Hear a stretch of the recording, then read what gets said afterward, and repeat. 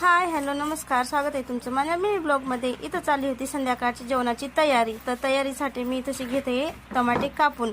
तर मला इथंशी दोन भाज्या बनवायच्या होत्या। एक वांग्याचं भरीत बनवायचं होतं आणि दुसरं वांग्याचं भरीत ते माझ्यासाठी बनवायचं होतं आणि टमाट्याची चटणी ती त्यांची म्हणजे बाकी लोकांसाठी बनवायची होती। तर तुम्ही म्हणसाल असं काऊन, तर असं याच्यासाठी कारण मी श्री स्वामी चरित्र सारामृताचे पारायण करत आहे। तर तिथं एकोणीस खायचं असते, जे सकाळी खाल्लं पहिल्या दिवशी तेच सकाळ संध्याकाळ म्हणजे 7 दिवस तेच खायचं असतं। तर मी वांगं खाल्लं होतं, त्याच्यामुळं मी वांग्याचं भरीत वांग्याची भाजी अशी कधी वांग्याचं भरीत कधी वांग्याची भाजी असं खात असते 2 टाईम, ते 7 दिवस खायचं। इथं मी मस्तपैकी लगे टमाटे कापून घेतले होते। टमाटे धुण्यासाठी एका पातेल्यात घेतले होते। त्याच्यानंतर गॅसवर कढई ठेवली।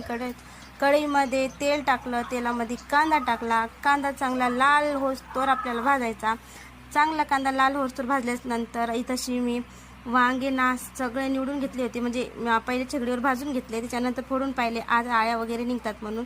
तर एक वांगे खूप मोठी अशी आळी निघली होती, पण बाकीचे 4 वांगे खूप छान निघले होते। इथंशी मी कांदा गिंदा सगळं भाजून झाला होता आणि जे आपण वांग्याचं भरीत करायचं आपल्याला, तर त्याच्यात चटणी मीठ हळद टाकून घेतलं आणि ते गरम केल्यानंतर ते एका प्लेटमध्ये काढून घेतलं। प्लेटमध्ये काढून घेतल्याच्या नंतर इथंशी मी त्याच कढईमध्ये ना इथंशी टमाट्याची भाजी करणार होती।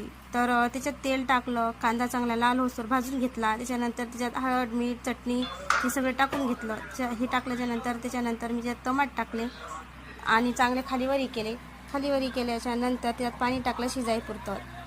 तर टमाट्याची भाजी एकीकडे आपली शिजत होती, तर म्हटलं चला पीठ मळून घेऊया। तर इथं मी घेतलं होतं पीठ चुरून। तर पीठ चुरून झालं होतं, तशी आपली भाजी पण शिजत होती। तर एकीकडे भाजी ठेवली आणि दुसरीकडे तवा टाकला आणि तवा टाकल्याच्या नंतर इथंशी मी करत होती पोळ्या, तुम्ही बघू शकता। तर मी सगळ्यात पहिल्या 2 पोळ्या भाजून घेतल्या गरम गरम आणि परातीत काढून घेतल्या आणि वांग्याचं भरीत, आंब्याच्या 2 कैऱ्या, 2 चपात्या आणि त्याच्यावर तुळशीचे पानं असे ठेवून ना मस्त लगे स्वामी महाराजांना नैवेद्य दाखवला। तर तुम्ही तसे बघू शकता। तर स्वामी महाराजांना नैवेद्य टाकला, बाकीच्या पोळ्या मी इथं करून घेतल्या। तोपर्यंत इथं आपली टमाट्याची चटणी पण शिजून मस्त तयार होती। टमाट्याची चटणी शिजत होती, तुम्हाला स्वयंपाक पण झाला होता आणि ते बसले होते जेवायला मुलं, ते त्यांना भूक लागली होती। तर म्हटलं चला स्वयंपाक झाला तर दूध राहिलेलं तपवून घेऊ।